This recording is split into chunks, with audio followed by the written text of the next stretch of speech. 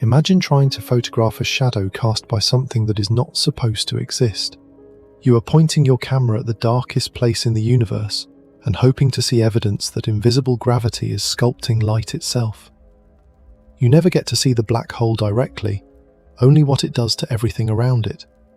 Yet somehow, over the last few decades, astronomers have managed to build a case that is as solid as a murder trial with fingerprints, security footage, and a signed confession all at once. X-rays, radio waves, and the orbits of stars have all lined up to point at the same impossible culprit. The stranger part is that the more clearly we see these objects, the less sense they seem to make. We now have an actual image of a black hole shadow, yet we are still arguing about what happens to information that falls in. So in this story, we are going to reopen the case and test just how strong the evidence really is. The first clue did not look like a shadow at all.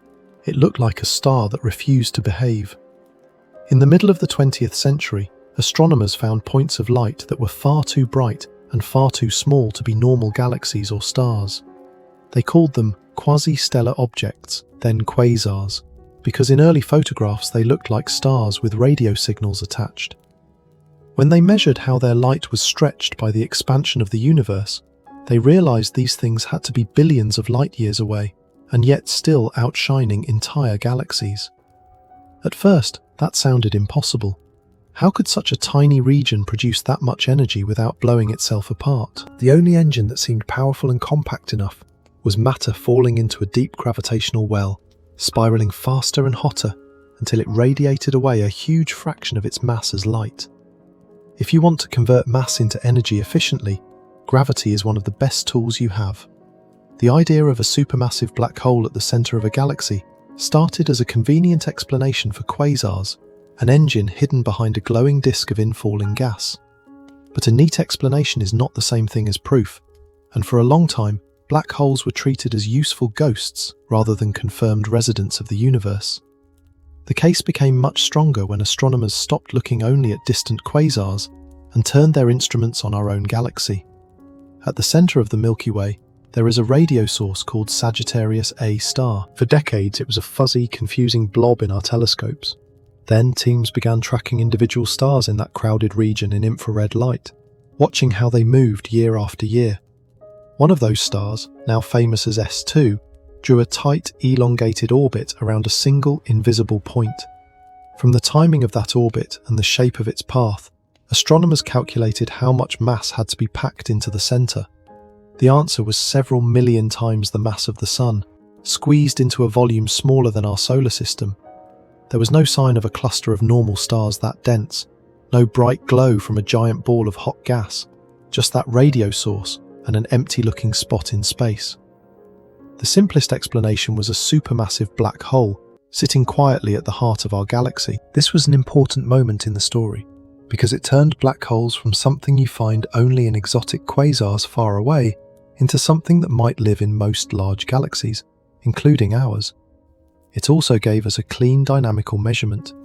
You did not have to trust complicated models of glowing gas or messy radiation. You could simply watch how S2 moved and ask what kind of object could hold it on such a tight leash without showing itself. Gravity exposed the culprit more clearly than any photograph. If the orbits of stars give us the mass of a black hole, then high-energy light tells us what happens when it feeds. Some black holes spend most of their time silent, but others are messy eaters. When a star strays too close, it can be pulled apart, its gas stretched and heated until it shines in X-rays. Space-based observatories like the Chandra X-ray Observatory and the X-ray Multi-Mirror Mission have caught these flares in the act. A quiet galaxy will suddenly emit a sharp burst of high-energy light, then fade over months or years as the torn star is consumed. These are called tidal disruption events, and they act like cosmic crime scene reconstructions. By modelling the shape of the light curve, astronomers can estimate the mass of the black hole doing the shredding, how close the star came, and how fast the debris was torn into a stream. Once again, the numbers point toward dark, compact objects that are far too massive and too small to be anything else. You do not see the black hole, you see the violence it inflicts on everything that ventures near. There is a smaller scale version of this story playing out in our own galaxy as well. In some binary star systems, a normal star orbits an invisible companion. The visible star looks strangely stripped and hot, as if something is pulling gas directly off its surface. That gas forms a disk around the unseen object and glows in X-rays as it spirals in. If the mass of that compact companion is above a few times the mass of the Sun, and yet there is no sign of a normal star, the simplest explanation is a stellar mass black hole quietly feeding on its neighbour. These X-ray binaries give us a different kind of evidence. They show that black holes are not only giant monsters at galactic centres, they can also be leftovers of massive stars that collapsed at the ends of their lives. By counting these systems and measuring their properties, astronomers have mapped a population of stellar mass black holes scattered through the Milky Way. None of them can be seen directly. All of them are revealed by their effect on nearby matter. At this point in the investigation, you might feel we already have enough.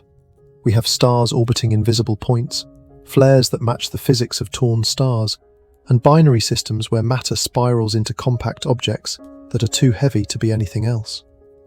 Yet until recently, there was still a gap. We had never truly seen the shadow, the steep drop in brightness caused when light itself is swallowed or bent around the event horizon. That changed when the Event Horizon Telescope collaboration turned the entire planet into one giant virtual dish. The Event Horizon Telescope is a network of radio observatories spread across Earth. By combining their signals with a technique called very long baseline interferometry, astronomers can achieve the resolution of a telescope roughly the size of the planet. Even then, the task was brutal. They had to stare at a supermassive black hole in another galaxy, M87, and at our own Sagittarius A star, through a turbulent atmosphere and a maze of interstellar gas. They recorded petabytes of data, shipped hard drives around the world, and spent years turning noise into an image. When that image finally emerged, it showed a bright ring around a dark centre, like an ember glowing around a circular hole. The ring was thicker on one side because gas was moving toward us there, its light boosted by its high speed. The size of the dark region matched predictions from general relativity for a black hole of the measured mass. It was not simply a hole cut into a photograph. It was a feature reconstructed from many days of observations and tested against simulations based on Einstein's equations. What really mattered here was not only that the picture looked dramatic, although that helped, it was that the shape and diameter of the ring matched what you expect when light is bent into almost closed orbits around a black hole. Photons that pass near the event horizon can loop around several times before escaping, creating a bright photon ring. Inside that, there is a darker region where light rays are captured and never return. The shadow is not the black hole itself, it is the imprint of its gravity on the paths that light can take. This was the first time we had anything close to a direct image of a black hole shadow. Combined with the orbital data from stars near Sagittarius A star and the X-ray signatures of feeding events, it formed a closed loop of evidence. Gravity on large scales, the motion of gas and stars, and the pattern of light near the horizon all told the same story. The objects we had been inferring for decades were not just mathematical curiosities. They were real, and they behaved as general relativity said they should. Yet even as this evidence stacked up, another line of questioning was making black holes more mysterious. General relativity describes how mass and energy bend space-time, and it predicts that once something crosses the event horizon, it cannot come back out. Quantum theory, on the other hand, insists that information about a physical system cannot be destroyed. If you know the exact quantum state today, then in principle you should be able to reconstruct what it was in the past. When you throw something into a black hole, these two pillars of physics seem to disagree. This is the heart of what is called the black hole information paradox. It is not a puzzle about whether black holes exist. Their existence is supported by several independent lines of observation. It is a puzzle about whether the universe allows information to be permanently deleted from reality. Stephen Hawking showed that black holes are not perfectly black. They emit a tiny amount of radiation due to quantum effects near the horizon. Over a vast amount of time, this Hawking radiation allows the black hole to lose mass and eventually evaporate. Here is where the paradox bites. If the radiation that leaks out is purely thermal, meaning it carries no imprint of the detailed information of what fell in, then when the black hole disappears, the information is gone forever. That outcome is forbidden by the rules of quantum mechanics as we currently understand them. On the other hand, if the information somehow escapes encoded in the radiation or stored on the horizon, we have to modify how we think about space, time, and locality. Either way, our picture of reality has to change. Right now, you might be wondering something simple. If we still do not know what happens to information inside a black hole, how confident can we be about the rest of the story? Are we sure there is an actual horizon? Or could there be some exotic surface or fuzz that imitates its behavior from a distance? How do we know we are not misreading the shadows and the flares, building an elegant theory on a subtle mistake? These are exactly the kinds of questions physicists have been asking themselves, and some of the proposed answers are wild. There are ideas that black holes might be replaced by gravastars, where a shell of exotic matter holds gravity in check. There are models of firewalls, searing barriers at the horizon that destroy anything that tries to cross, shredding the smooth fabric of space-time predicted by general relativity. There are suggestions that space near the horizon is threaded with quantum connections to the outside universe that allow information to leak out in disguised form. None of these alternatives has strong observational support yet, but they remind us that the story is not finished. The honest position is that we have an impressive list of ways black holes affect their surroundings, and an equally impressive list of unanswered questions about their interiors. It is as if we have security camera footage of a suspect entering a building and never coming out, and we can even hear muffled sounds from inside, but the door is locked and the windows are blacked out. We can be very confident about the shape of the building and the rules that apply in the hallway. We are much less sure about what is happening in the basement. As viewers, we face a choice. We can treat black holes as solved problems, where the math works, the observations line up, and the remaining paradoxes are academic details. Or we can see them as laboratories, where gravity and quantum theory collide, hints of a deeper framework that we have not yet discovered. The second option is less comfortable, but it is also more honest and more exciting. It says that out there, in those dark regions at the centers of galaxies, the universe is running experiments we do not yet know how to interpret. Up to now, we have been talking about evidence that black holes exist, but we have not yet fully confronted what they do to anything that dares to approach too closely. Light can orbit a black hole in delicate loops. Stars can be stretched into streams and eaten over months. Gas can be heated to astonishing temperatures as it spirals inward. Somewhere between the safe distance where orbits are stable and the horizon where escape is impossible, gravity turns from a gentle sculptor into a ruthless weapon. To understand what that weapon does, we need to stop thinking like astronomers with telescopes and start thinking like travelers in a very dangerous neighborhood. What would you feel if you were falling toward one of these objects? How would your body respond to the growing difference in gravity between your head and your feet? What would happen to a star, a planet, or even a spacecraft caught in that tidal grip? In the next part, we will dive into that experience and watch gravity stretch matter into threads. If you want to understand what black holes do to matter, start with something familiar and harmless. Think about the tides on Earth. The moon pulls a little harder on the side of Earth that faces it than on the far side. That tiny difference in gravity stretches our oceans into a gentle oval, raising the water level by a meter or two. It is not that gravity is especially strong there, it is that it changes slightly from one place to another. That change over distance is the essence of a tidal force. Now imagine taking that same idea and cranking it up until it becomes dangerous. Instead of a small difference in gravity across the width of a planet, picture a huge difference across the length of your body. Your feet are closer to the black hole than your head, so they feel a stronger pull. Your body is not a rigid rod. It is made of tissue and fluid and gaps between atoms. Under extreme tidal stress, those layers start to slide, stretch, and shear. Physicists have a darkly playful name for what happens if you fall feet first toward a small black hole. They call it spaghettification. The idea is that the tidal forces stretch you into a long, thin strand, like a piece of pasta. It is a catchy word, but underneath the joke is a very precise statement about geometry. Gravity near a compact mass does not just pull, it squeezes in some directions and stretches in others. And near a black hole, that pattern becomes extreme. To get a feeling for how this works, it helps to compare two different journeys.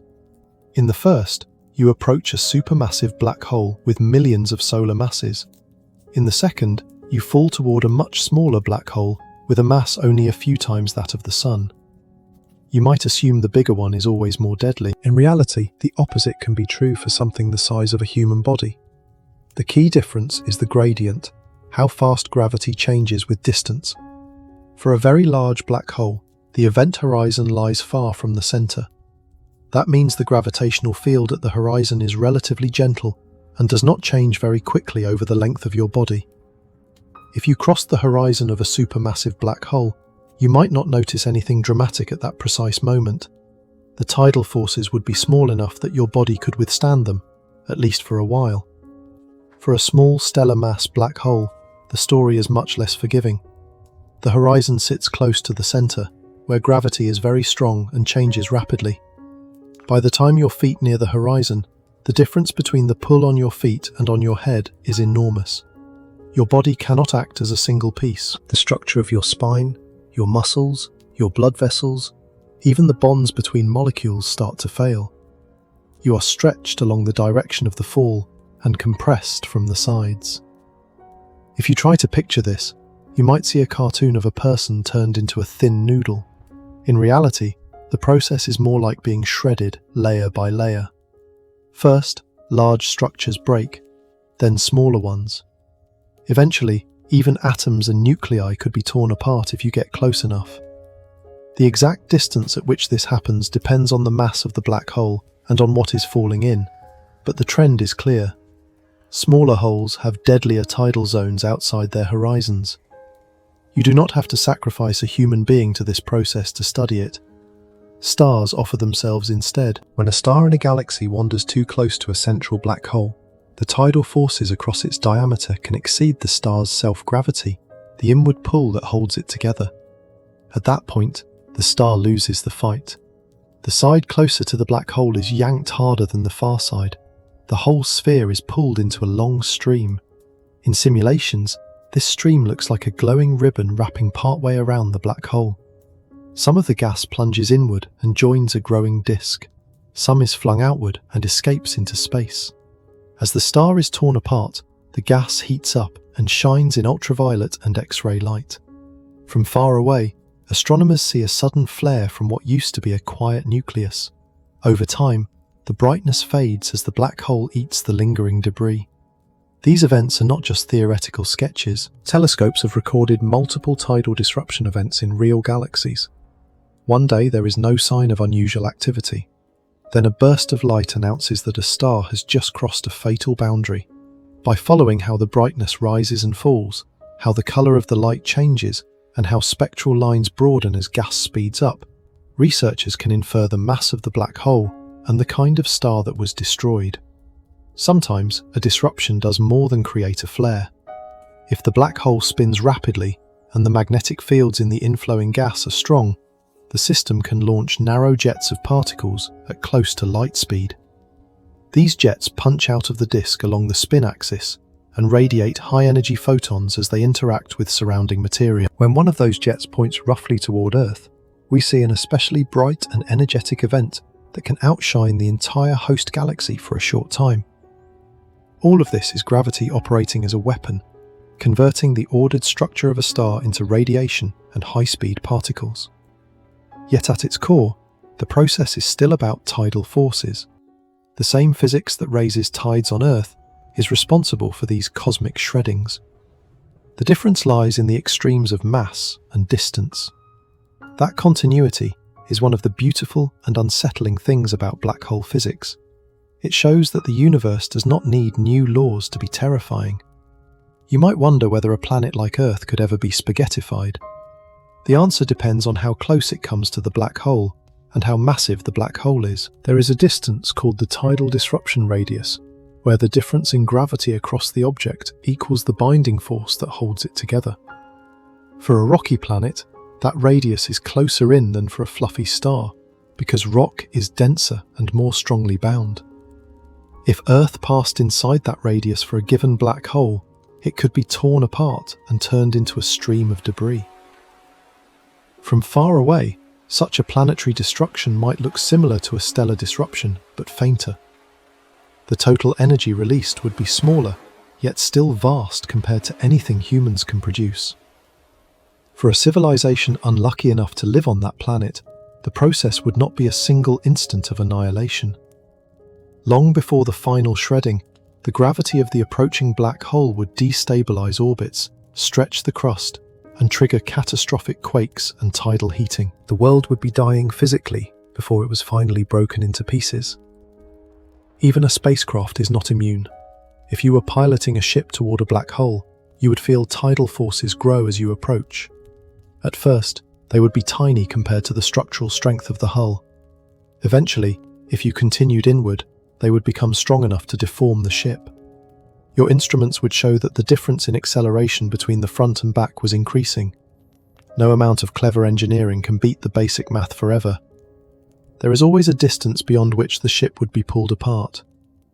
This is where relativity adds an extra layer of weirdness. From your perspective as the falling observer, you feel the tidal forces grow in a finite time. If the black hole is small, you might be torn apart before you reach the horizon. If it is huge, you could cross the horizon intact and only be spaghettified later, deeper inside. From the perspective of a distant observer watching you fall, your motion appears to slow as you approach the horizon. Light from you becomes more red and faint. In their coordinates, it looks as if you never quite cross. The key point is that tidal forces are local. They are about how much gravity changes across a small region. The event horizon is a global feature of space-time. It is the boundary beyond which no path leads back out to infinity. You can have strong tidal forces outside the horizon in a small black hole, and weak ones at the horizon of a huge one. That is why you should be especially wary of small dark companions, rather than only the giant monsters at galactic centers. This inversion challenges our intuition. We are used to thinking that bigger means more dangerous. For black holes, the danger to a given object depends on size, mass, and trajectory in a more subtle way. That subtlety is not just academic, it shapes what we actually see when we look out into the universe. Stellar mass black holes are the ones that can shred stars outside their horizons and produce brilliant tidal disruption flares. Supermassive black holes can swallow stars whole, feeding more quietly if the star passes inside the horizon before it is fully torn apart. At this point, it is worth pausing and asking yourself a practical question. If you were planning an imaginary mission to probe a black hole up close, which kind would you choose? A monster with millions of solar masses that lets you cross the horizon with your body intact, but dooms you in the long run? Or a smaller one that would destroy you before you ever got to see the horizon from the inside? Each choice teaches you something different about gravity and space-time, but both end badly for the traveller. These extreme thought experiments are not only about danger, they are also about measurement. By watching how real objects are stretched and torn, we can test the predictions of general relativity. The rate at which a star is disrupted, the shape of the light curve, the pattern of debris, all of these are sensitive to the geometry around the black hole. When the data match the models, it is not just a story of destruction. It is a confirmation that our equations describe the universe accurately, even in places we can never visit. At the same time, every event we record is a tiny clue about what we still do not understand. The details of how matter behaves under extreme compression and heating, the role of magnetic fields in launching jets, the way turbulence in the disk affects the flow of gas. All of these are areas where theory and observation still wrestle. When you look at a plot of brightness versus time for a tidal disruption event, you are not just seeing a star die. You are watching a laboratory for extreme physics run by nature. You and I will never fall into a black hole. At least, we strongly hope not. But by imagining what would happen if we did, we deepen our appreciation of what these objects really are. They are not just simple traps that swallow things whole. They are sculptors that reshape matter, turning the internal structure of stars, planets, and gas clouds into radiation and motion in specific, testable ways. The term spaghettification may sound playful, yet it encodes a whole web of ideas about curvature, geodesics, and tidal stress. Now that we have seen how black holes dismantle matter up close, it is natural to ask a broader question. What would happen if a black hole wandered into our own neighborhood in space? Could Earth survive a close encounter? Would we be shredded, stolen, or merely disturbed? In the next part, we will pull back from individual victims and run full-scale scenarios for our planet, testing just how fragile or resilient our home really is in a universe that contains these invisible predators. To test how fragile our world really is, it helps to put Earth on the witness stand. So far, we have watched stars and gas clouds become victims of black hole gravity. That is dramatic, but it feels remote. The question that really hooks the imagination is whether a planet like ours could survive a close encounter. Would Earth be torn apart, simply stolen away, or left intact but transformed into someplace no longer friendly to life? To answer that, we have to combine everything we know so far about tides, radiation, and orbits, and let our planet walk through a series of thought experiments that are grounded in real physics. Start with a wandering black hole drifting through our part of the galaxy. Space is mostly empty, so even if a stellar mass black hole passed through the Milky Way disk near the Sun, the odds of a direct hit on a planet are tiny. Most encounters would be distant flybys, subtle tugs that slightly alter orbits over millions of years. From Earth, those would be almost impossible to notice against the background of all the other gravitational influences that stir the galaxy. The story changes if the black hole ventures deep inside the solar system. Gravity falls off with distance. Halve the distance, and the pull becomes 4 times stronger. If a compact object with several times the mass of the Sun passed closer than the outer planets, the entire architecture of our planetary system would be at risk. Orbits that have been stable for billions of years could be stretched, tilted, or broken entirely. Some planets might be flung outward into cold space. Others could be dropped inward toward the Sun. In many simulations of such encounters, you do not get a cinematic collision right away. The first thing you get is chaos. Planetary orbits become more eccentric and more inclined. Asteroid belts are stirred, sending showers of comets toward the inner system. Over time, close passes between planets themselves can trade energy and angular momentum, pushing some worlds into more dangerous trajectories. A single intruder can therefore reshape the environment for a very long time, even if it quickly moves on. From the perspective of life on Earth, the details of that reshaping matter more than whether the black hole physically touches us. A slightly more eccentric orbit could mean harsher seasons and long-term climate swings. A change in distance from the Sun could tip us into an ice age or a runaway greenhouse effect. A sharp increase in impacts from comets and asteroids could trigger mass extinctions. So the first lesson is that you do not need spaghettification to ruin a planet. A gravitational drive-by is enough. That is the distant past scenario. There is a much more violent possibility. Earth could pass close enough to feel direct tidal forces from the black hole itself. Remember the tidal disruption radius, the distance at which the difference in gravity across an object matches the forces that hold it together. For a rocky planet, that radius sits relatively close to a stellar mass black hole. If our world strayed inside that limit, the crust, mantle and core would start to deform as one side was yanked more strongly than the other. At first, that deformation might show up as catastrophic quakes and global volcanism. The solid crust would buckle and fracture. Oceans would slosh violently, sending mega tsunamis across continents. As the encounter deepened, there would come a point where the rock itself could not maintain its shape. Earth would begin to elongate along the line toward the black hole and compress from the sides, becoming something like a distorted egg.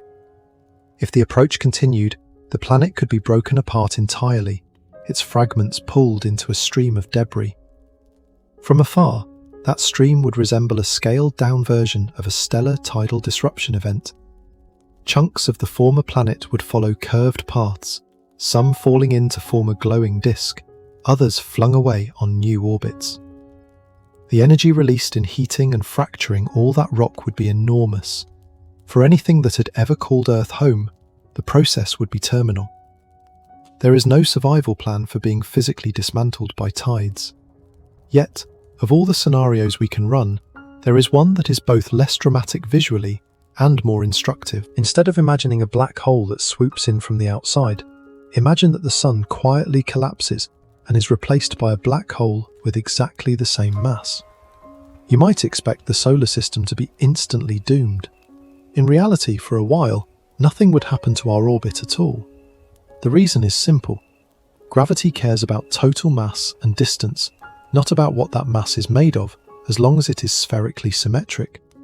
If the sun were somehow turned into a non-spinning black hole with one solar mass, its gravitational field outside its former surface would be almost unchanged. Earth would continue to move along nearly the same path. The length of our year would not suddenly change. Planets would not be flung away just because the central object acquired a horizon.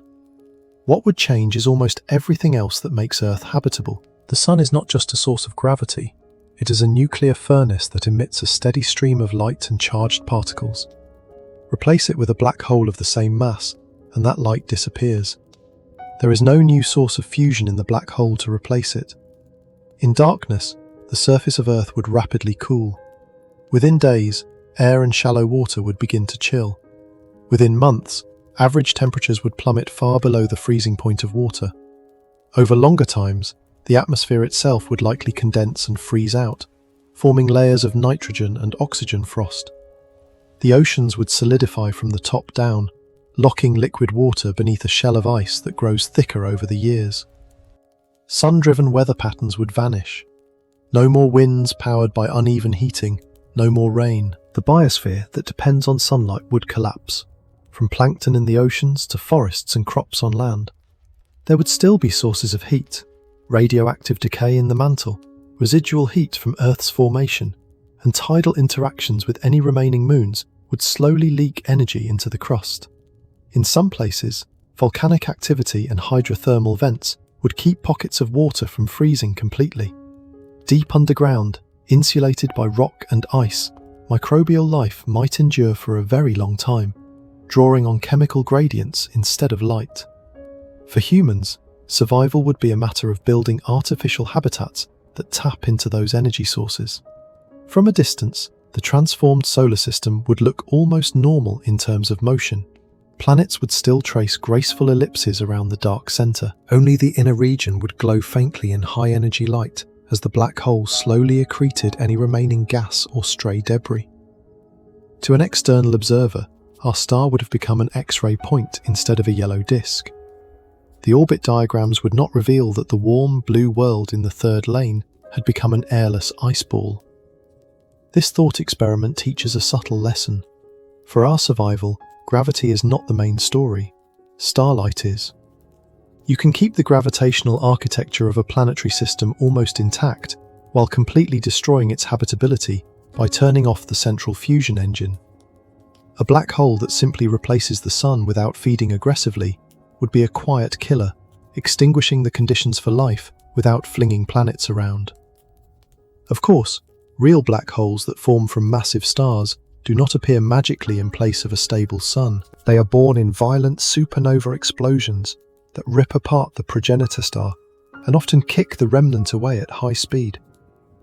Our sun is not massive enough to end that way. It will become a white dwarf instead. That fact alone makes the specific scenario of a solar mass black hole in the center of our system extremely unlikely. Still, by imagining it, we clarify which parts of our cosmic situation are fragile.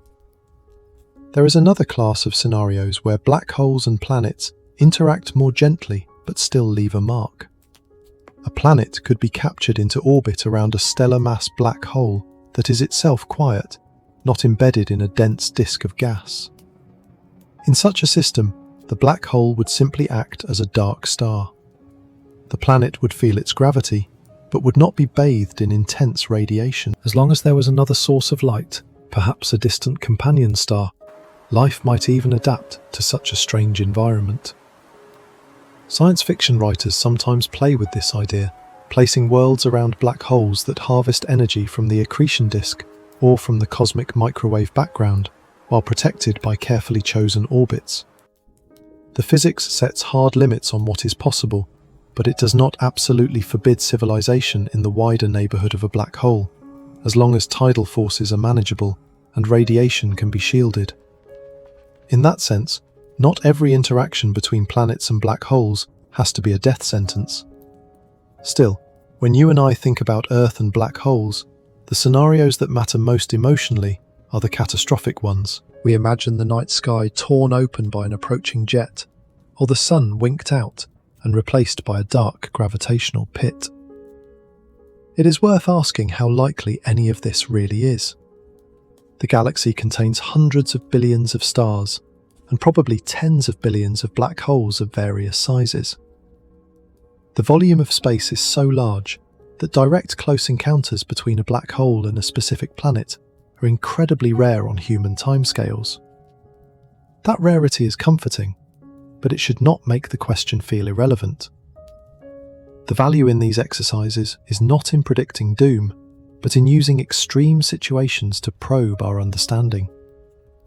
Every time astronomers simulate an Earth-like planet passing near a black hole, they are also testing their models of gravity, fluid dynamics, and radiation transfer. Every time they model how a planetary system responds to a passing massive object, they sharpen their tools for interpreting the real orbital patterns we see around other stars. So where does that leave our own world? In a sense, Earth is already under the influence of a supermassive black hole. The entire solar system orbits the centre of the Milky Way, where Sagittarius A star sits as a few million solar masses of compact gravity. At our distance, the tidal pull from that central object across the width of the solar system is tiny compared to the Sun. We are safe, not because black holes are weak, but because space is big and we are far away. The deeper truth that emerges from all these scenarios is that survival in a universe with black holes is mostly a matter of distance and environment. Keep your planet far from active accretion disks and strong tidal gradients, and you can share a galaxy with millions of black holes and never notice. Stray too close to a feeding giant or a small, dense killer, and no amount of engineering or planning will save you. On cosmic scales, safety is written into initial conditions rather than emergency response plans. So far, we have treated black holes as hypothetical intruders, things that might wander into our neighborhood. But the universe does not organize itself around our fears. The real question is reversed. How many black holes already live among the stars near us, moving quietly with no bright disks or flares? How many times have we already looked up at a patch of sky that appears empty, not knowing there is a heavy, silent object drifting there that would reveal itself only through gravity? In the next part, we will stop imagining and start counting. We will follow astronomers as they search for hidden companions in binary systems, measure tiny stellar wobbles, and slowly build a map of rogue black holes in our galaxy. Only then can we say with any confidence how crowded or lonely our cosmic neighborhood really is. When astronomers talk about black holes, most of the famous ones are dramatic. They blaze as quasars, shred stars in tidal disruption events, or crash together and ring spacetime like a bell. But the universe is not dominated by fireworks, it is dominated by the quiet majority.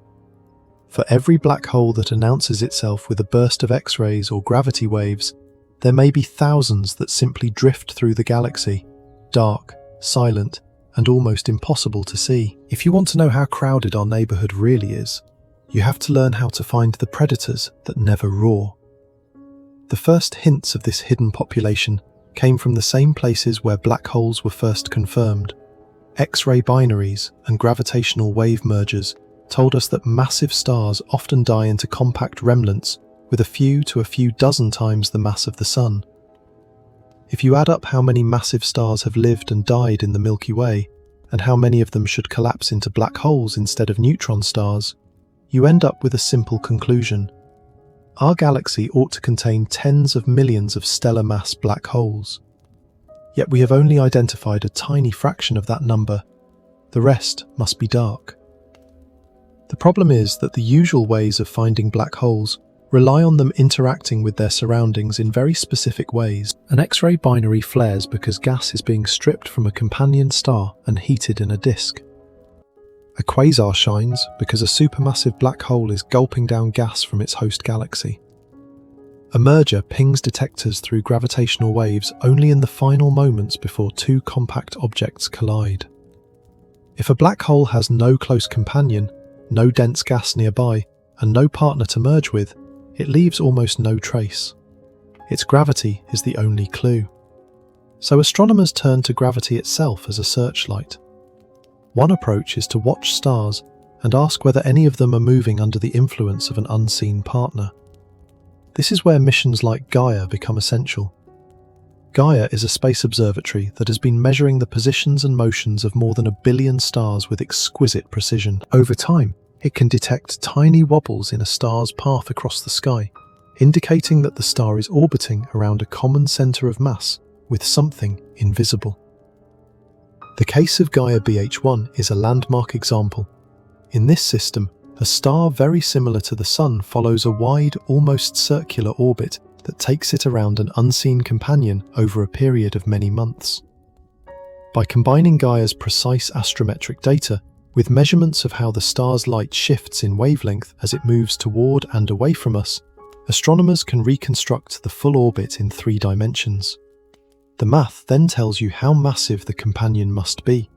In this case, the answer was roughly 10 times the mass of the Sun, packed into a region that emits no light.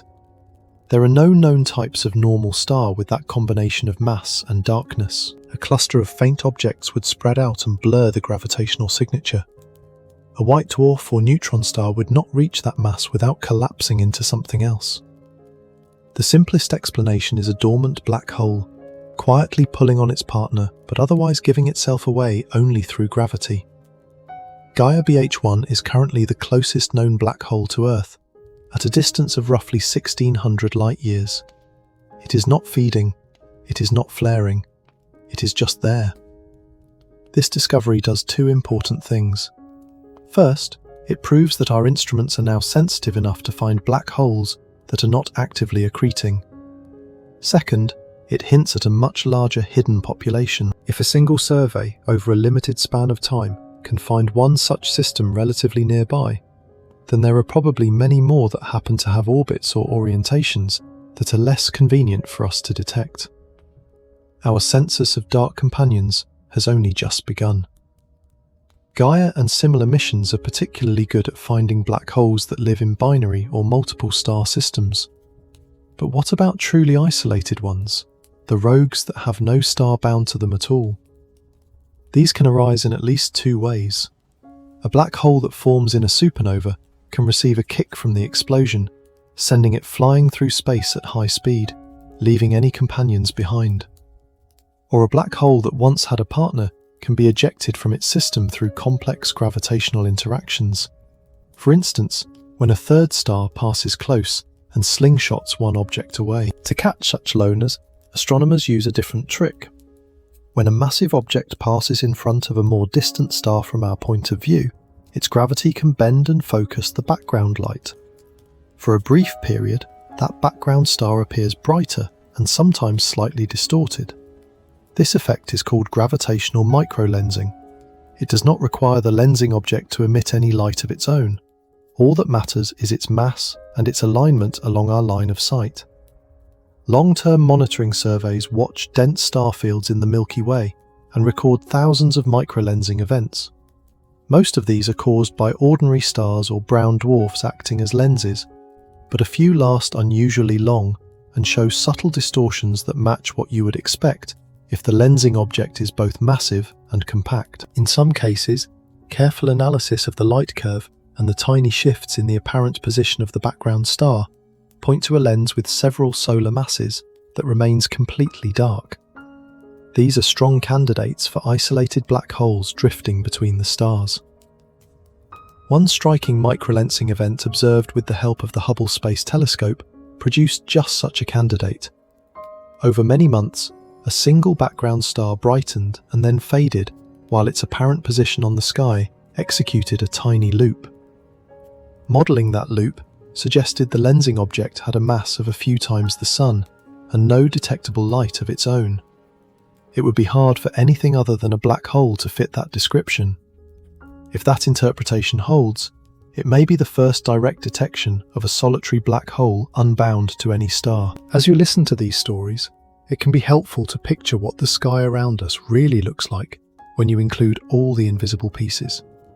Somewhere in almost every direction, there are stellar mass black holes that never made it onto our charts. They are not rare exotic intruders.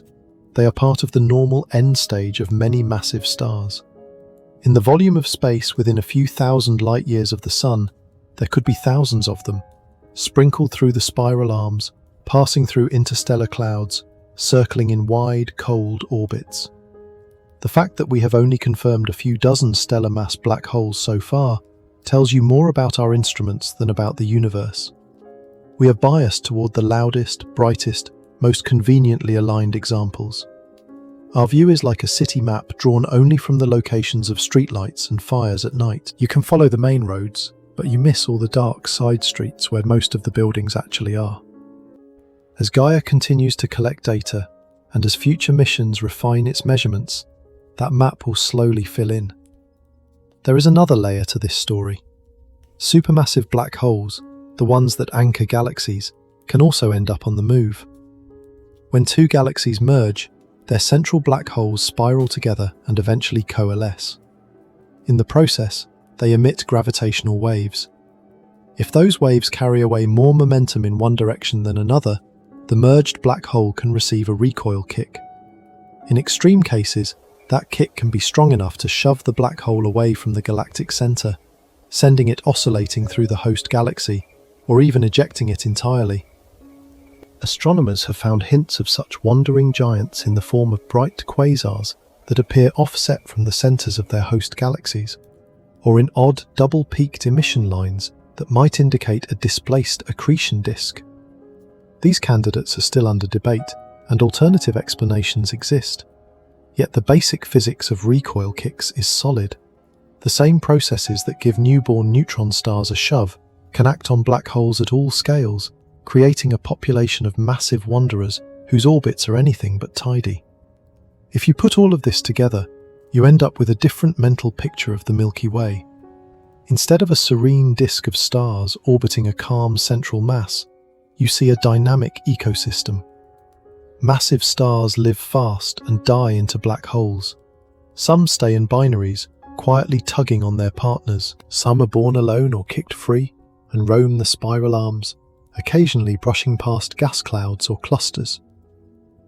At the core, a supermassive black hole sits, surrounded by a swarm of smaller ones, some bound, some slowly sinking inward, some nudged outward by complex interactions.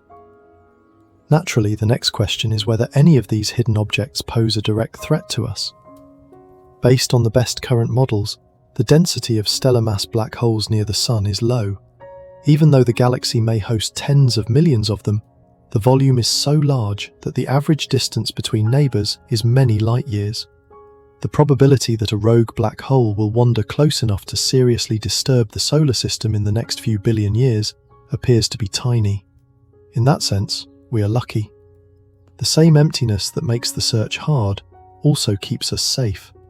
Still, there is something unsettling about the idea that massive objects can pass invisibly through our surroundings. A black hole a few tens of light years away would be effectively undetectable unless it happened to have a bright companion or cause a microlensing event in front of a monitored star. It would be like a ship cruising with its lights off in the distant ocean at night. You would only know it was there if it crossed in front of a lighthouse beam or collided with something. Our instruments are the lighthouse beams, narrow and scattered. In the coming decades, several new observatories will sharpen those beams.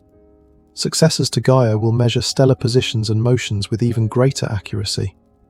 Large synoptic surveys will scan the sky for transient events, catching more microlensing signatures and subtle brightness changes. Space-based gravitational wave detectors will listen for mergers of black holes across a wide range of masses, revealing how often they form and where.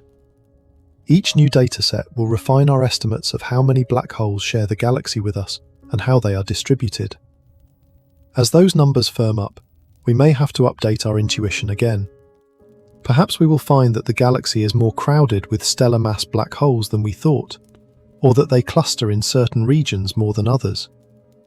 Perhaps we will confirm the first truly isolated black hole candidate beyond doubt, turning a line in a paper into a solid entry in the cosmic census. Each such confirmation will do more than satisfy curiosity. It will tighten the constraints on how massive stars live and die, how supernovae explode, and how energy and momentum are shared among remnants. For now, the safest statement we can make is that our cosmic neighborhood is not empty, but it is also not teeming with predators at every turn. Hidden black holes are out there, quietly shaping the motions of some stars, and occasionally revealing themselves through a chance alignment. They are part of the background architecture of the galaxy, not monsters lurking under every bed. Yet their very existence raises a new and subtler puzzle, one that goes beyond simple counting. If most stellar mass black holes are dark and quiet, and if we only notice a few when they flare or wobble a companion star, how confident can we be that our models of their masses and spins are complete? Are there kinds of black holes we have not yet seen because our methods are blind to them? Are there gaps in the mass spectrum that are real? Or are they artifacts of how we search? In other words, are we missing not just hidden neighbours, but entire categories of objects that should not exist according to our current theories? In the next part, we will turn directly to that question. We will look at black holes that seem to break the rules, from controversial candidates like LB1 to mergers that generate objects in the so-called mass gaps.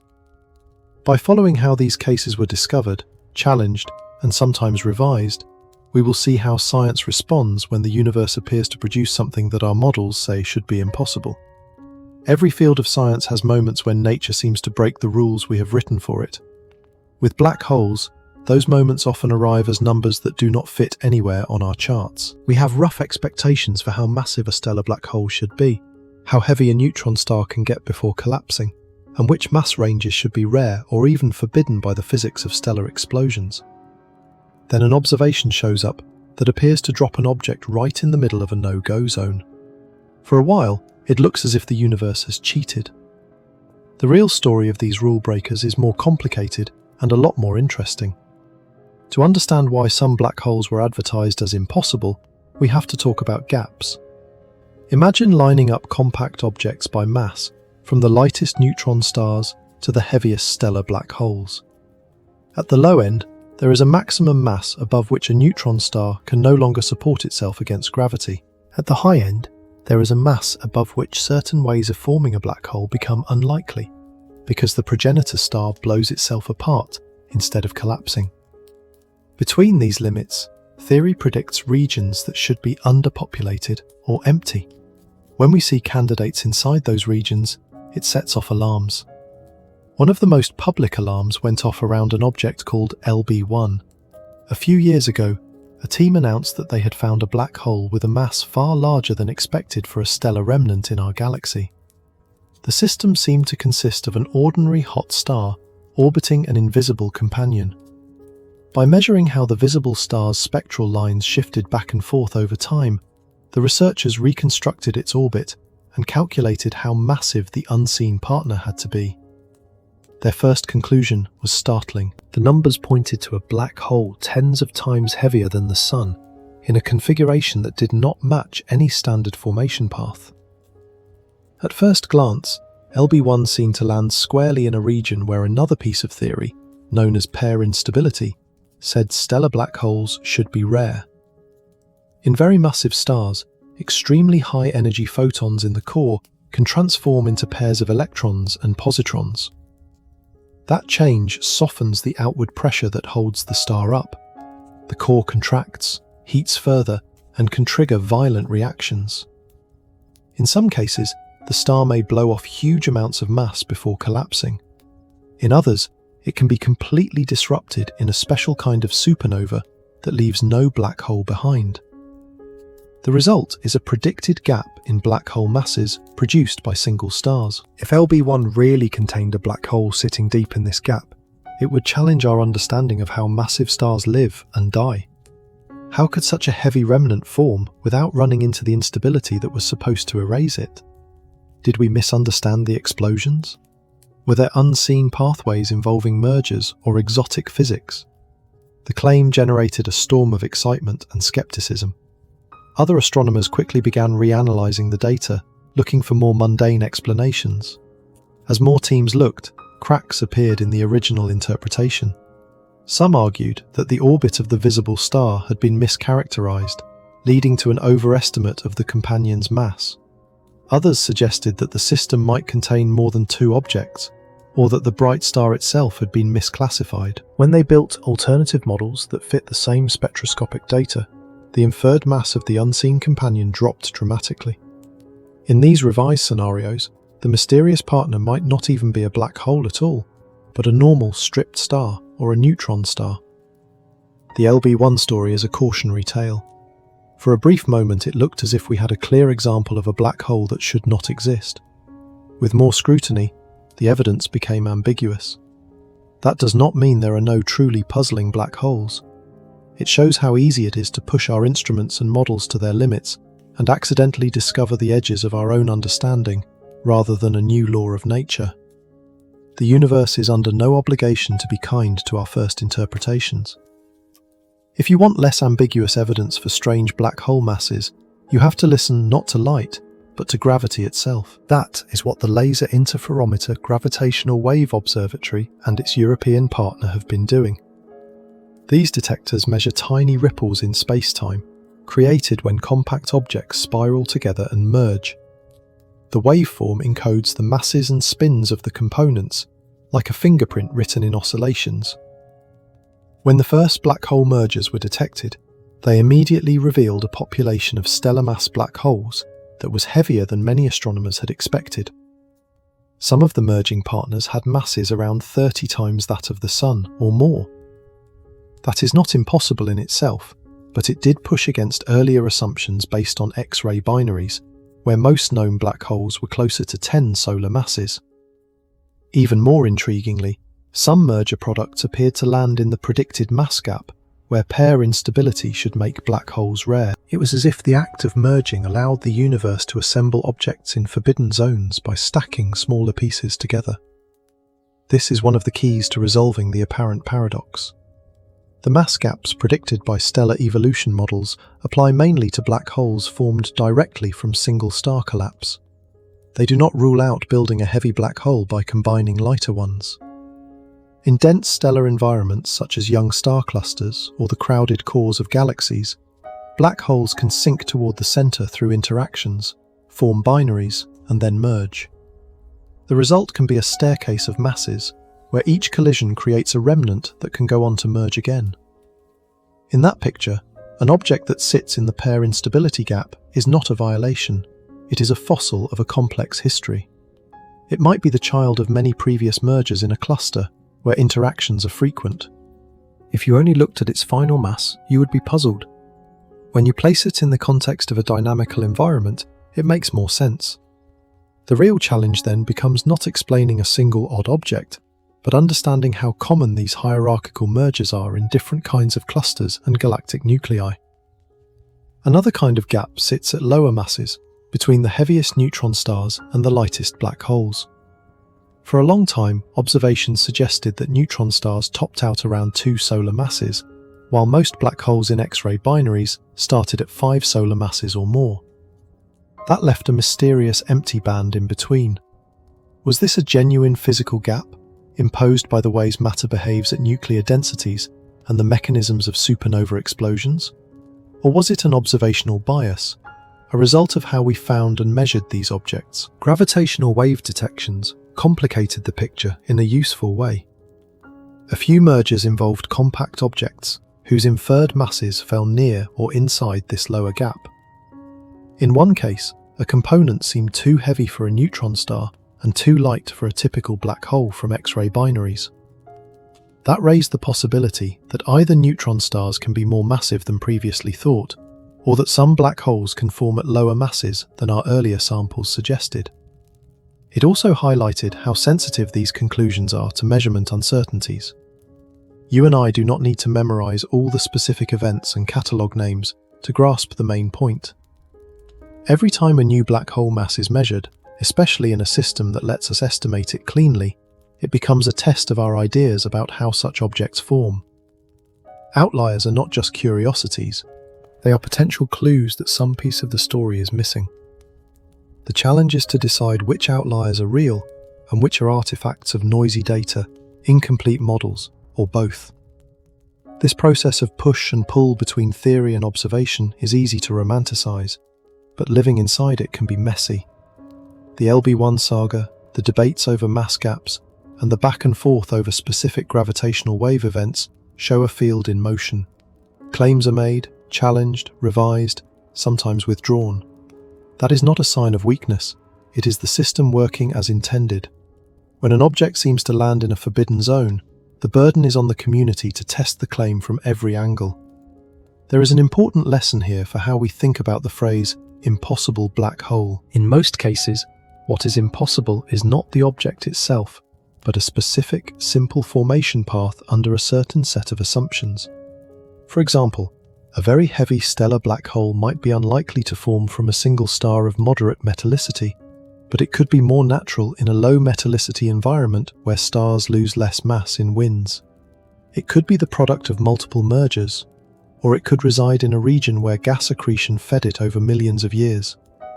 Once you expand the space of scenarios, the impossible often becomes merely rare. At the same time, we should not use flexibility as an excuse to explain away every anomaly.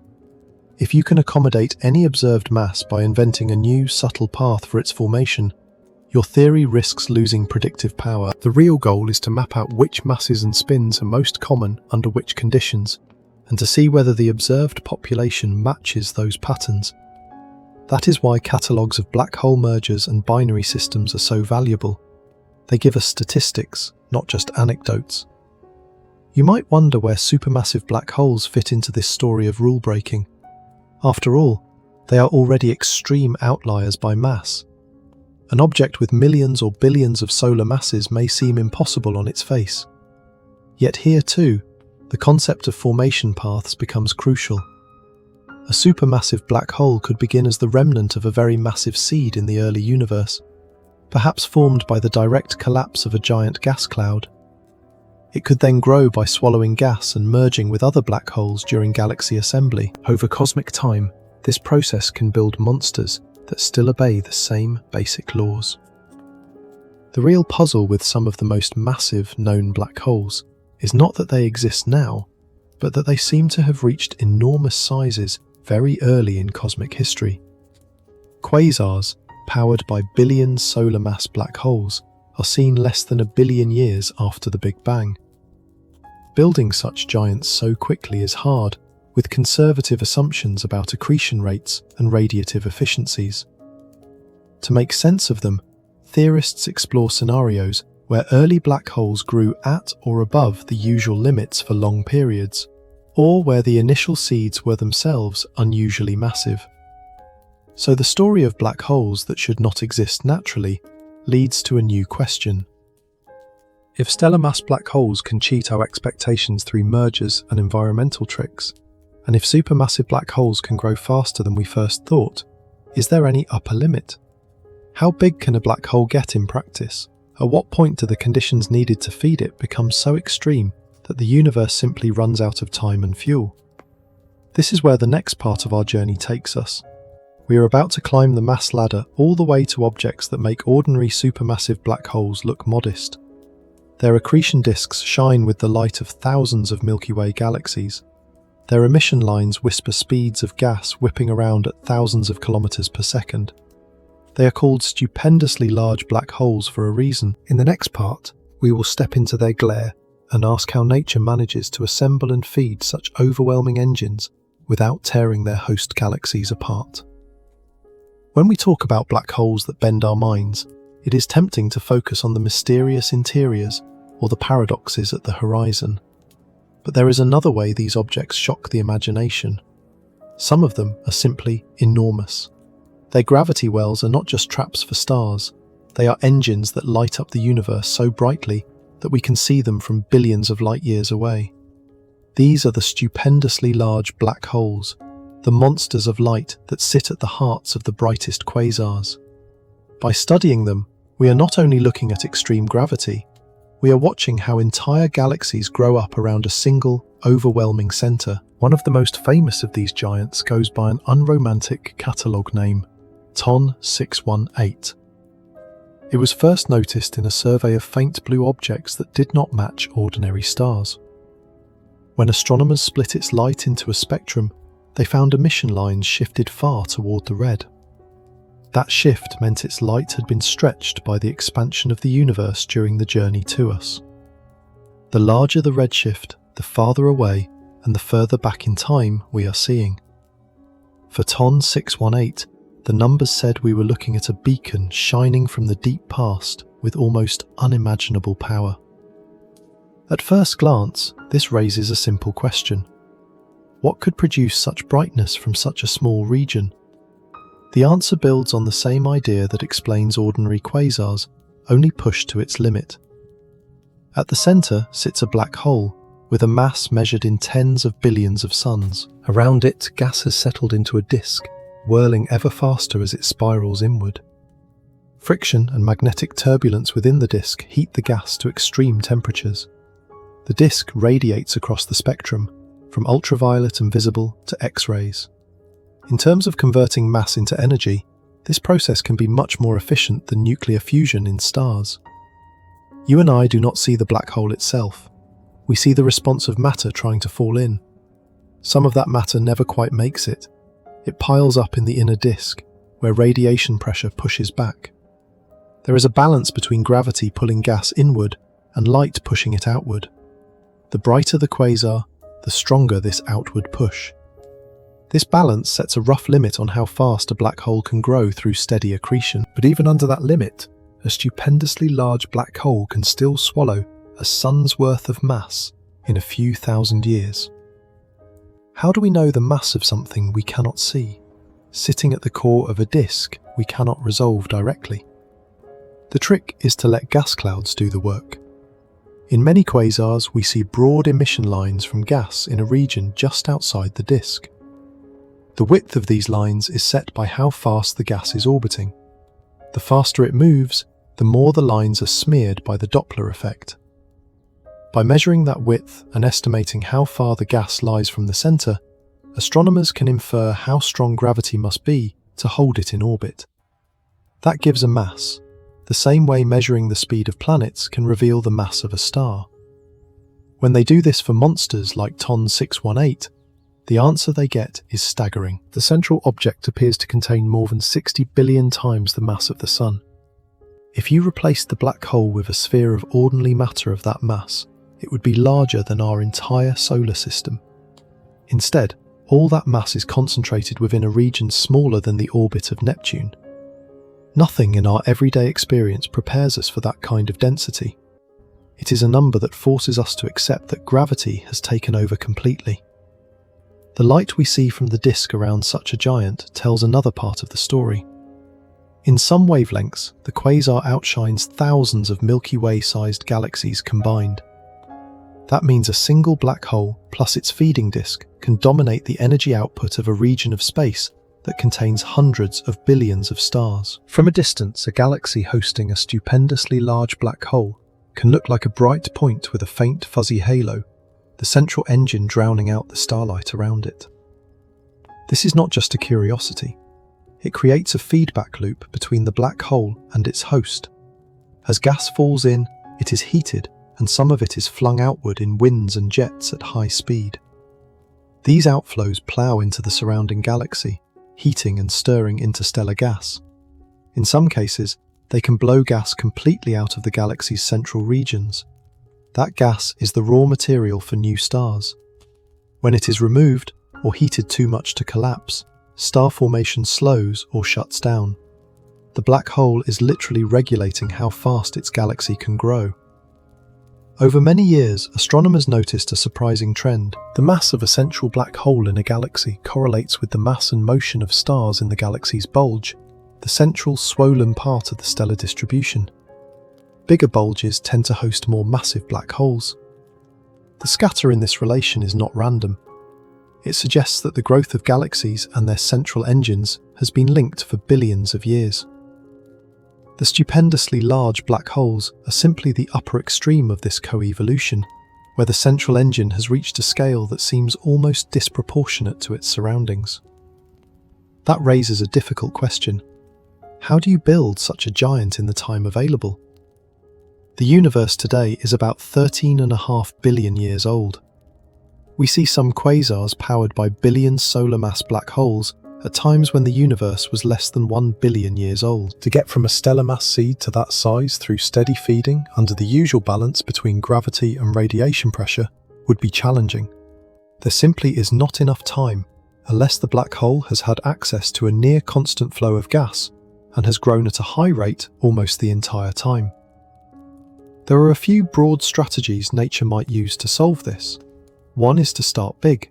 Instead of beginning with the collapse of a single massive star, you can form a black hole directly from the collapse of a huge gas cloud in the early universe. Such a direct collapse black hole might start out with a mass of 100,000 suns or more. Growing from that to a billion is much easier than starting from 10. Another strategy is to feed at rates that briefly exceed the standard balance between gravity and radiation pressure, in thick disks or special geometries where light can escape without pushing back as efficiently. A third path is to merge. In the young universe, galaxies collided more often. When two galaxies with their own central black holes merged, the black holes could sink toward the center of the new system and eventually coalesce. Each merger would jump the mass upward. Combined with gas accretion, this allows a stair-step climb to very high masses. The most extreme, stupendously large black holes we see today might be the result of many such steps, built up over cosmic time in the busiest regions where matter flows along filaments into dense knots. You and I cannot watch a single black hole's full life story, but we can take snapshots of many systems at different ages and piece together a narrative. When we look at very distant quasars, we are seeing early stages where the central engine is still wrapped in dust and gas, growing rapidly. When we look at quieter galaxies nearby, we often find less active black holes that may have already gone through their brightest quasar phases. The stupendously large examples are like rare archival footage of the most intense episodes in this coevolution. Studying these monsters pushes our instruments to their limits. To resolve the region close to the horizon of a supermassive black hole at the center of a nearby galaxy required the global radio array that created the first black hole shadow image. To probe stupendously large black holes at great distances, we use a different toolkit. Deep optical and near-infrared surveys find the brightest sources in the early universe. X-ray observatories tease out the high-energy emission from the hottest parts of the accretion flow. Radio telescopes detect the jets and lobes inflated by outflows over millions of years. Each wavelength tells a different part of the story. X-rays reveal the innermost regions where gas is hottest and closest to the horizon. Optical and ultraviolet light trace the disk at intermediate radii and the broad line region clouds. Infrared observations can pierce dust that hides the central engine. Radio maps show how far jets reach and how they deposit energy into intergalactic space.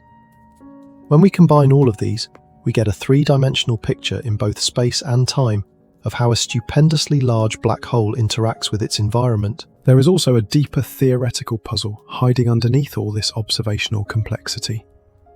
Is there an absolute upper limit to how big a black hole can get? In principle, if you keep dumping mass into a black hole, and if you have enough time, it can grow without bound. In practice, the supply of gas is finite, and the feedback from the quasar phase can starve the central engine by blowing fuel away.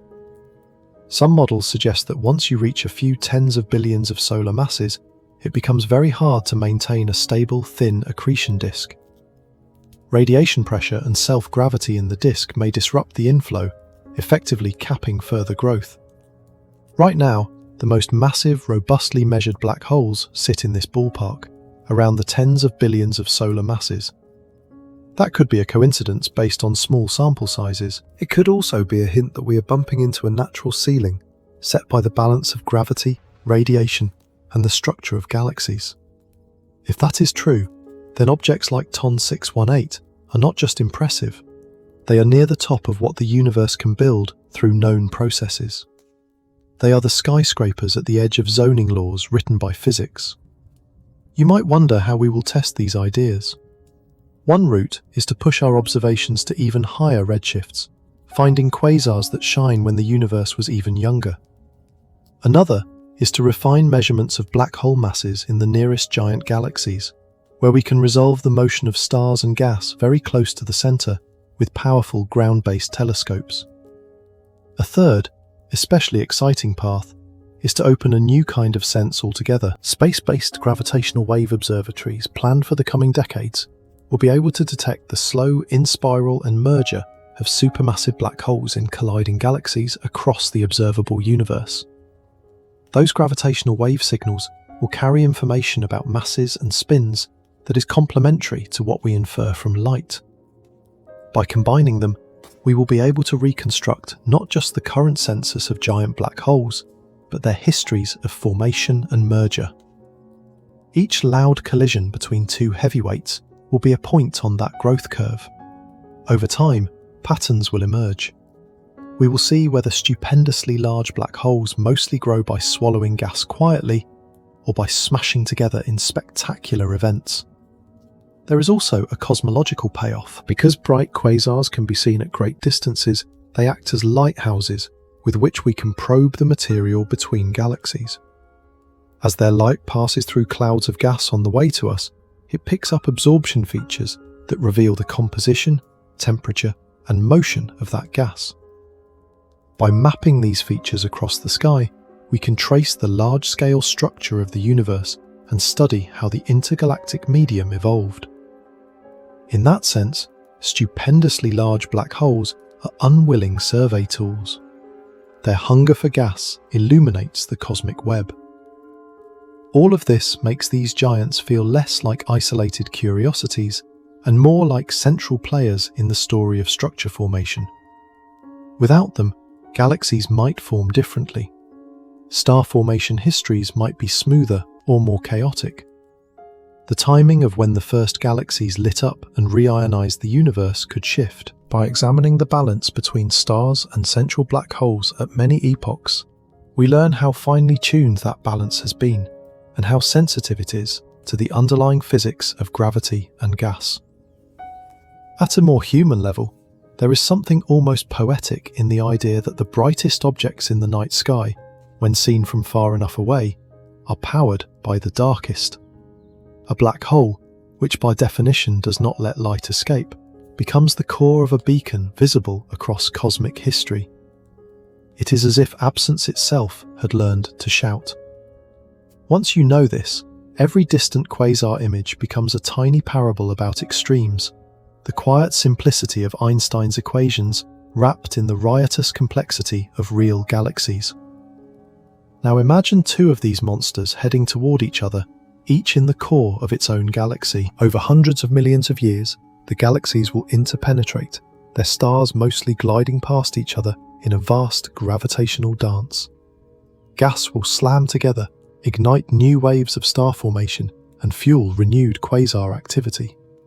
At the very center, the giant black holes will find each other, form a binary, and slowly spiral inward as they fling surrounding stars away and radiate gravitational waves. This is not just theory. We see galaxies in various stages of this process all around us. In the next part, we will bring this grand dance closer to home. Our Milky Way and the Andromeda Galaxy are already on a slow collision course. Each carries a supermassive black hole at its core. We will explore what will happen when they finally meet, how their central engines will interact, and what the sky might look like to any future observers living on planets that survive the merger. When you picture a galaxy collision, it is easy to imagine something like a car crash on a cosmic scale. You might see stars slamming into stars, planets ripped from their orbits, and black holes smashing together in a sudden violent impact. The reality is stranger and more graceful. Galaxies are mostly empty space. When they pass through each other, almost all their stars simply glide by unharmed, pulled into new paths by the combined gravity of both systems. The real drama unfolds in the invisible structures that hold galaxies together, and in the deep cores where their central black holes live. Our own galaxy is heading towards such an encounter. The Andromeda Galaxy is on a slow collision course with the Milky Way. Right now, it is a faint smudge in the night sky of the Northern Hemisphere, visible in dark locations as a small, hazy patch. Behind that gentle appearance lies the momentum of hundreds of billions of stars and a central engine that rivals our own. Each galaxy carries a supermassive black hole in its heart, millions of times the mass of the Sun. In a few billion years, these two systems will begin a complex dance that reshapes both. From our vantage point today, we can already measure Andromeda's motion toward us. Its light is slightly blue-shifted, meaning it is moving closer rather than receding with the general expansion of the universe. Combined with distance estimates, this tells us that first contact will happen in roughly 4 billion years. That is longer than the entire history of complex life on Earth so far. Yet in cosmic terms, it is a scheduled meeting, an appointment that has been on the books since both galaxies formed in the same region of the cosmic web. As Andromeda grows larger in our sky over tens of millions of years, the night would change in ways that are hard to imagine. At first, it would simply be a brighter, broader smear, a majestic arch of stars seen face-on. Then tidal forces between the two galaxies would begin to distort their disks. Spiral arms would stretch into long tidal tails. Streams of stars would be thrown outward, tracing elegant bridges between the systems. For any civilizations that might be watching from long-lived worlds, the constellations would slowly warp into new shapes. Inside the galaxies, gas clouds would feel the encounter more abruptly. Unlike stars, gas can collide. As the disks interpenetrate, clouds of cold gas slam together, compress, and collapse. That triggers intense bouts of star formation called starbursts. Entire regions light up with newborn massive stars that burn hot and blue and die quickly in supernovae. For a few 100 million years, the merged system could form stars at a rate far higher than either galaxy managed alone. The collision would be as much a birth event as a destruction. All the while, the central black holes would be feeling each other's presence only indirectly, through the shifting pattern of gravity in the shared halo of dark matter and stars. At first, each sits roughly at the centre of its own stellar swarm. As the galaxies merge, those swarms sink toward a common centre of mass. Dynamical friction, the subtle drag that comes from moving through a sea of other masses, robs them of orbital energy. Over time, the two central clusters spiral inward, carrying their black holes with them. Eventually, the black holes will no longer be just residents of separate galaxies, passing through the same space. They will be gravitational partners. They form a binary, two enormous masses orbiting each other deep in the centre of the newly forming galaxy. At this stage, their presence shapes the orbits of nearby stars. Any star that wanders too close can be flung away at high speed in a slingshot maneuver. This three-body dance gradually steals energy from the black hole pair, tightening their orbit. You can think of this as the black hole binary carving out a gravitational cavity in the surrounding stellar distribution. Each time a star is ejected, the two black holes lose a tiny bit of orbital energy and come slightly closer. The process is not smooth. It depends on how many stars are available to interact, and on how efficiently fresh stars wander into the danger zone. For a long time, theoretical work worried about a stalling point, where the black holes could no longer shrink their orbit fast enough through stellar interactions alone. That is where gravitational waves step in. Once the black holes are close enough, their orbit begins to radiate energy directly into space-time as ripples. The closer they get, the stronger this radiation becomes. It is a runaway effect. In the final stages, the in-spiral speeds up dramatically. The two horizons spiral together, their orbital period dropping from years to days to hours to minutes. For a distant observer with a suitable gravitational wave detector, this would be one of the loudest events in the universe, a deep, rising tone that ends in a sudden, silent merger. From the point of view of any inhabitants of the merged galaxy, the coalescence of the central black holes would not be visible as a bright flash in ordinary light, at least, not necessarily. The energy is carried mainly in gravitational waves. Only the gas very close to the binary might flare as it responds to the violently changing gravitational field. Yet even without visible fireworks, the consequences could be profound. The merged black hole might receive a recoil kick if the gravitational waves were emitted asymmetrically, giving it a shove in a particular direction.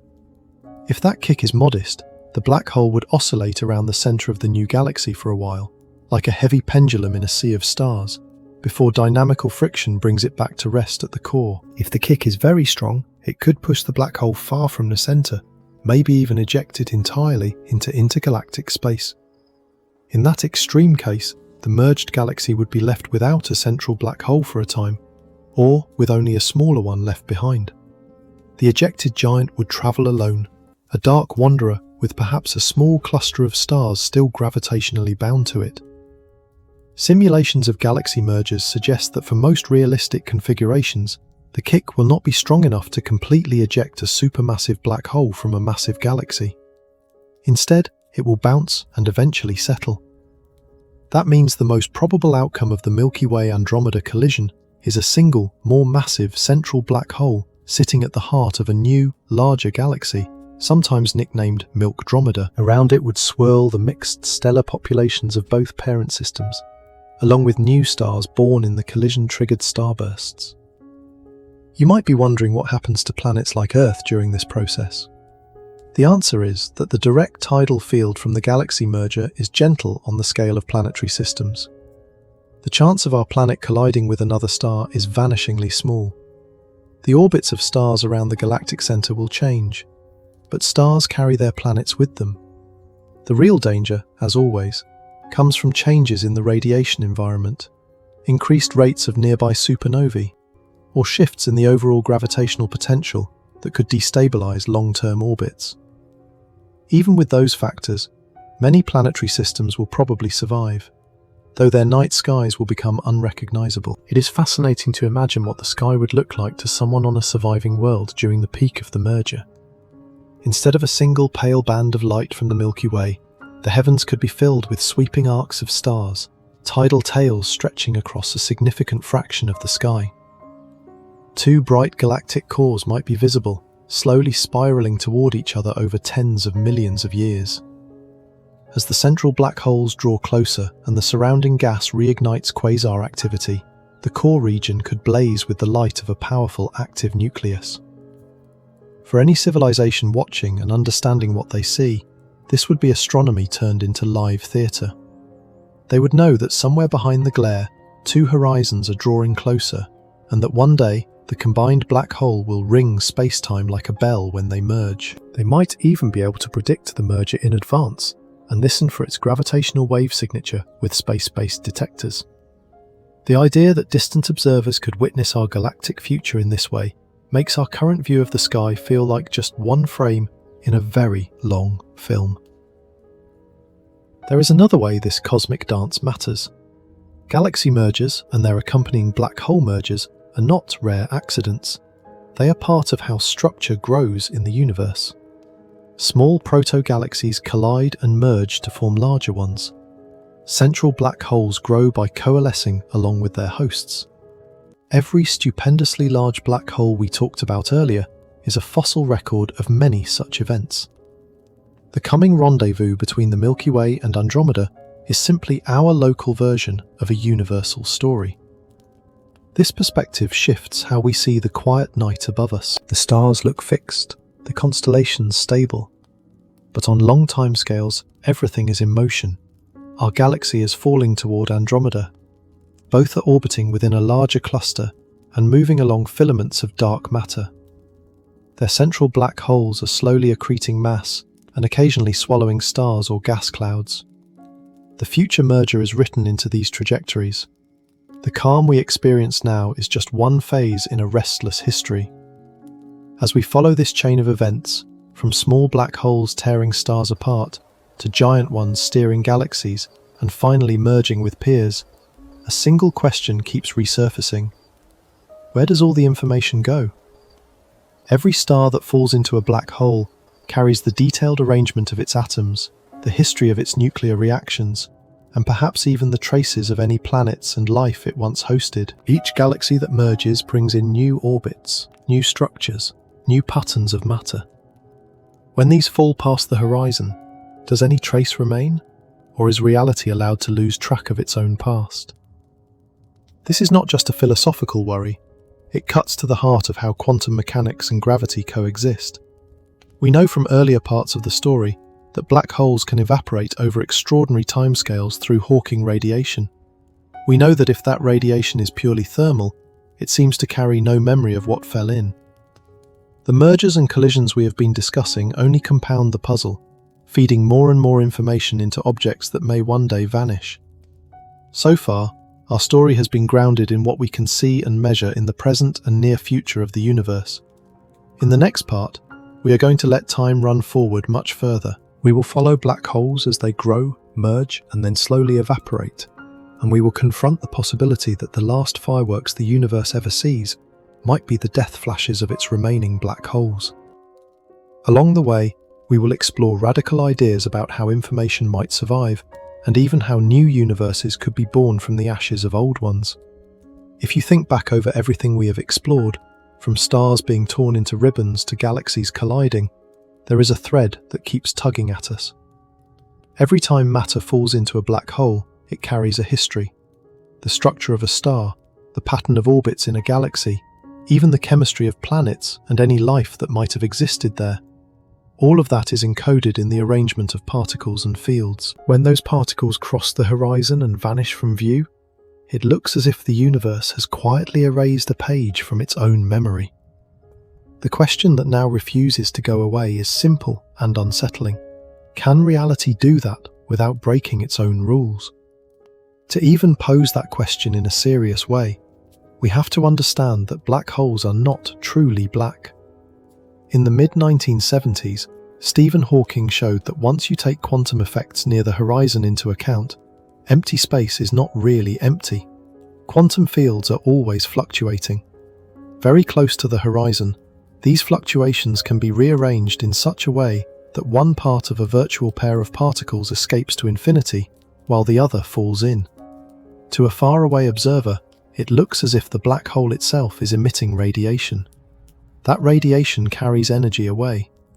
Over time, the black hole loses mass. This process is unimaginably slow for any black hole formed in the present universe. The temperature associated with the radiation is inversely related to the black hole's mass. Larger black holes are colder and radiate less. A stellar mass black hole would take something like 10 to the power of 67 years to evaporate completely. A supermassive black hole at a galactic center would need far longer, numbers with so many zeros that they make the age of the universe today look like a blink. In the short term, black holes grow by feeding and merging. Only in a far future where the universe has thinned out will evaporation win. If we let the cosmic clock run forward in our minds, the sequence of eras that astrophysicists sketch out is stark. First, star formation slows as gas is used up or blown out of galaxies. The last red dwarf stars, small and efficient, burn for trillions of years before finally going dark. White dwarfs cool, neutron stars fade. Planets either fall into their stars, are ejected into interstellar space, or freeze as their suns die. Over still longer times, gravitational interactions within galaxies sling stars away, leaving only a few bound remnants near the centers. The universe becomes a dim, sparse place, where almost all luminous matter has gone quiet. In that remote epoch, black holes take center stage. They are the last major reservoirs of organized mass and energy, scattered through a sea of very low-energy radiation. If protons are truly stable, matter can persist in this form indefinitely. If they slowly decay, then even the dead white dwarfs and neutron stars will eventually dissolve into lighter particles and radiation, feeding the background bath. Either way, after enough time, the only significant clumps left are black holes themselves, plus whatever radiation they and earlier events have already produced. This period is sometimes called the black hole era. Each black hole sits inside its own shrinking sphere of influence. There is less and less to eat. Occasional mergers may still happen, but as the universe expands and thins, they become rare. Eventually, evaporation becomes the dominant process. The holes lose mass, very slowly at first, then faster as they shrink. Because the temperature rises as they get smaller, the radiation they emit becomes more energetic. In their final stages, they would be extremely hot and bright for a brief moment in cosmic terms. Now imagine the last few survivors. These would likely be the most massive black holes we talked about earlier, the ones at the centers of large galaxies that swallowed everything within reach. For unimaginable spans of time, they would sit in darkness, slowly radiating away their mass. Then, when their size falls below a critical scale, the evaporation would race toward completion. The final moments would look like a burst, a sudden release of energy that, in some calculations, can rival the total binding energy of the whole. In a universe that has already cooled and dimmed to near nothing, such events would stand out as the last bright flashes. If this picture is even roughly correct, then black holes are not just the endpoints for stars and galaxies, they are also the agents that slowly return mass to radiation over almost all of cosmic history. They are the bridge between a universe dominated by clumps and one dominated by diffuse light. But this brings us back to the puzzle we cannot avoid. What is the character of that radiation? Does it remember anything about what fell in? Or is the information that once described stars, planets, and entire galaxies smeared out into a featureless thermal fog? Quantum mechanics says that the evolution of a closed system is reversible. If you know the exact state at one moment, the equations let you, in principle, reconstruct the state at any other moment. That only works if information is never truly destroyed. You can scramble it, hide it in correlations, and make it practically impossible to retrieve, but you cannot wipe it out. Hawking's original calculations seem to say that black hole evaporation produces purely thermal radiation, with no subtle imprints. If that result stood unchanged, it would mean black holes provide a way for the universe to forget, in violation of quantum rules. Over the decades since, theorists have tried to reconcile these two pillars of physics. One line of thought says that Hawking's calculation, while ingenious, was incomplete. Perhaps when you include the full quantum gravity description of the horizon, the radiation is not perfectly thermal. It may carry detailed correlations that encode the information of what fell in ways that are incredibly hard to decode but real. Another idea, called black hole complementarity, suggests that there is no single global description of what happens. For an outside observer, information never quite crosses the horizon, but is instead somehow smeared over it. For an infalling observer, nothing special happens at the horizon until much later. Both stories can be true in their own realms without direct contradiction. A more radical proposal points toward a deep principle known as holography. In this view, the information content of a region of space can be thought of as encoded on its boundary, much like a three-dimensional scene stored on a two-dimensional surface. Black holes then become literal examples of this idea. Their entropy, a measure of how many microscopic configurations correspond to the same macroscopic state, scales not with volume, but with the area of the horizon. If the entire process of formation and evaporation is governed by a holographic description, information may be preserved in a way that looks non-local from the standpoint of ordinary spacetime. These attempts at resolution are not without tension. Some lead to the so-called firewall paradox, where the horizon might become a searing barrier that destroys infalling observers, contradicting the smooth picture given by general relativity. Others require us to accept that space-time itself is an emergent construct, arising from more fundamental quantum entanglement patterns. What they have in common is a refusal to accept that information is simply lost. Instead, they suggest that our current concepts of inside and outside, of locality and causality, are not the last word. There is an even more speculative layer above this. Some cosmologists and theorists have suggested that black holes might be seeds for new universes.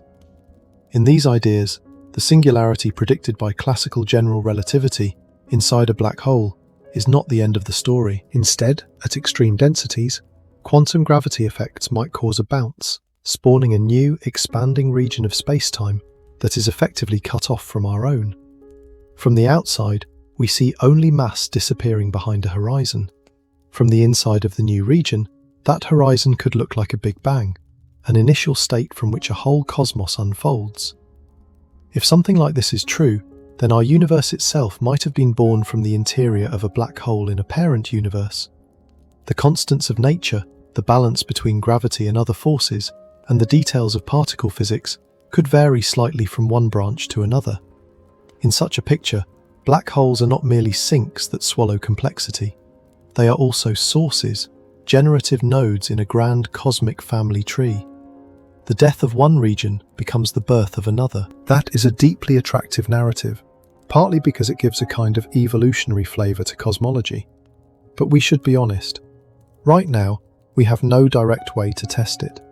What we can say with more confidence is that black holes sit at the crossroads of the biggest open questions in physics. They are where quantum mechanics, gravity, thermodynamics, and information theory collide. They are also where our observational and theoretical tools are pushed to their limits. Every new image of a shadow, every detection of a merger, every flare from a tidal disruption event is not just another data point.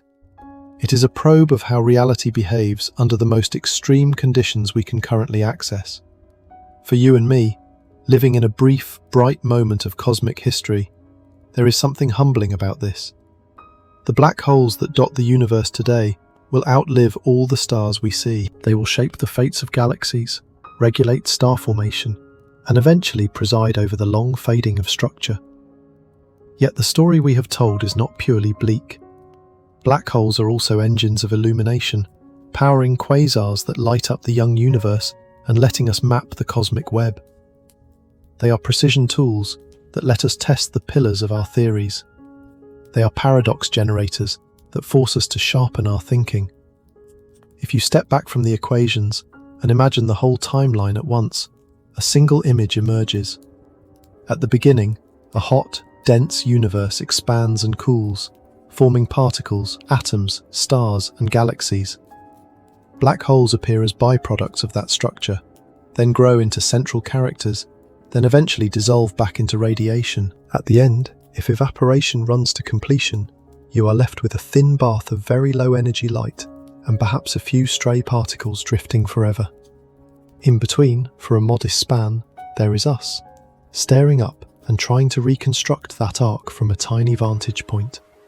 So picture this, far beyond any time we can emotionally grasp, in a universe where galaxies have long since dispersed and only darkness remains, a last black hole hangs alone. It has swallowed stars, gas, perhaps even other black holes. It has grown and then slowly withered through Hawking radiation, shrinking over eons upon eons. Now it is small enough that its temperature is high, and its evaporation is racing toward the end. In a final instant, it releases a burst of radiation, a sharp flare in an otherwise empty cosmos. From our point of view, that is the last event, the closing of the last door. And then imagine that beyond that door, in ways we do not yet understand, new space may unfold, with its own fields, its own galaxies, and its own observers who might one day point at their sky and ask where everything came from. For all we know, our own universe could be the answer to a question asked somewhere else, long after their last black hole faded.